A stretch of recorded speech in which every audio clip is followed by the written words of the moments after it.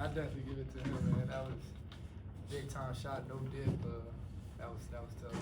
Yeah, it was funny. It was about a minute and a half left. I went up to him and I told him either him or I are going to have a 3 in the corner and it's going to win us the game, and it ended up being both of us. But yeah, he did say that. Was that a lucky guess, or was that how Houston was playing defense there? it was how they were playing defense. They take away a lot of things, but sometimes that backside skip is open, and that was the case for both of our threes. Nate, when you guys are down 10, what's the feeling? I mean, there's still lots of time left, but how do you guys rally from that on? Yeah, I think the biggest thing is what we didn't do to start the second half was rebound, and that's what we did in the first half. And when we started getting rebounds and stops, and then getting the crowd into it, I think that's when really the momentum changed.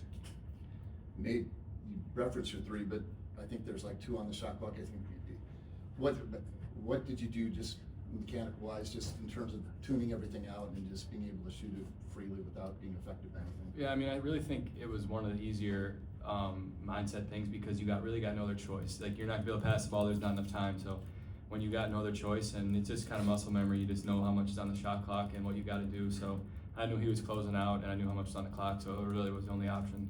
And for both you guys, when you see Taman fly in for that rebound off the free throw miss towards the end, I mean, is that just number, whatever, 1,000,001 of Taman plays? Definitely, man. He's a true competitor and a true winner, and so he makes those winning plays. He does the little things. It's not always about scoring or being the guy with him. He's going to do the little things that nobody else want to do that wins games. Jamarion, TJ's talked a lot about how fast you've adapted to Division I basketball. What was tonight like for you, and the mentality of playing in one of the biggest games of your college career and the season?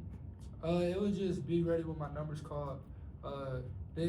A game like this is what you play the game for. It's what I live for. I wake up every day for. So to be in this kind of environment against a team like this, it's where I want to be, and so I was ready when my number was called, and I made some big plays. Jamarion, you had the first 3, I think, in the second half. How much of a role is this that you found yourself in, kind of the guy to break the ice sometimes with this offense? I know sometimes we can get stagnant and we can slow down some, so just doing what I can to find my shot or make energy plays to get us going. I just want to do whatever it takes to win. And Nate, what's the Heise family group chat been like today?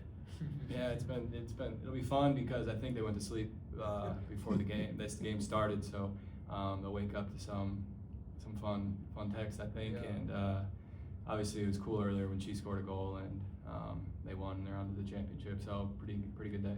Is most of your family in Italy? Yeah, I'd say a majority of my family's in Italy, along with a lot of people from my hometown and relatives. And how are you taking in those games? Are you getting to watch much of them? Yeah, I mean, a lot of them are between like 9 a.m. to noon, so usually we get done with practice and I'm able to watch them, and I think the last one is Thursday at like 11, so I'll be able to watch that one. Who had the better day? Yeah, I mean, our game was it was closer, and I would say us. I would say me. Throughout the last 2 years, you've obviously had ups and downs shooting the basketball, but TJ Osberger's always maintained his confidence in you. In that moment to make that type of shot, how much do you feel like you kind of repaid that confidence? Yeah, I mean, he's the greatest man. He's the greatest coach I've ever had, and just the relationship I have with him is special. And just every day he sees me, he says, score the ball, and there aren't many coaches who are going to say that to you. And he just means a lot to me, and obviously a lot to our guys. What was the embrace with him like in the locker room or on the sideline afterwards? Yeah, I mean, it was awesome with all the coaches. I feel like I'm really close with all the coaches, and it was cool to have Conrad, Kurt, and Keyshawn back too, and it was just an awesome celebration for everybody, because we played well. Martin, we talked to you earlier this week, and you said that you've been waiting for an atmosphere like this. How did it live up these last 2 days? Man, it lived up great. This the atmosphere I've been expecting for a while. Obviously, we ain't have a top 10 matchup the whole season or a ranked matchup the whole season, but it was what I was looking forward to, and they lived up to it, and that's why I say we have the best fans in the world. Did you hit another gear in that second half defensively? Yeah, I mean, like I said earlier, I just was ready to make a play whenever my number was called. I knew a big time play was needed, being down late, and needed to make a run, so I just locked in and just did what I can to make a play. Similar to what Alec asked Nate earlier about maybe if shots aren't always falling, finding other ways to stay on the floor.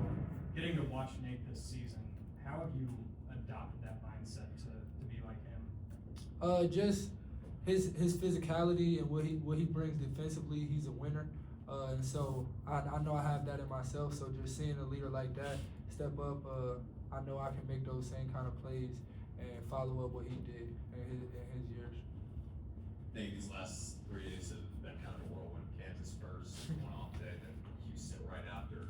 What's something this team has learned most about itself in these past 3 days? A tough stretch like this one.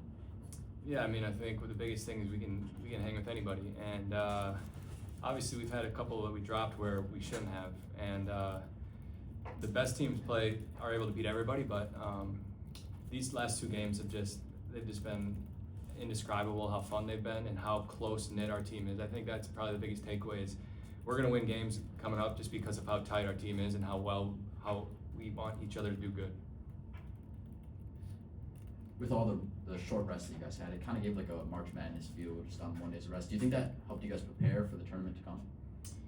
Yeah, I mean, I don't know. I think obviously it's definitely a challenge and it's definitely something in your mind that you got to make up and decide for yourself if you want to bring it or if you don't. And with all the fans here, it made it easy to make that decision. And I just thought it was obviously 2 really good games, 2 really great atmospheres, and 2 of the most fun games I've ever played in.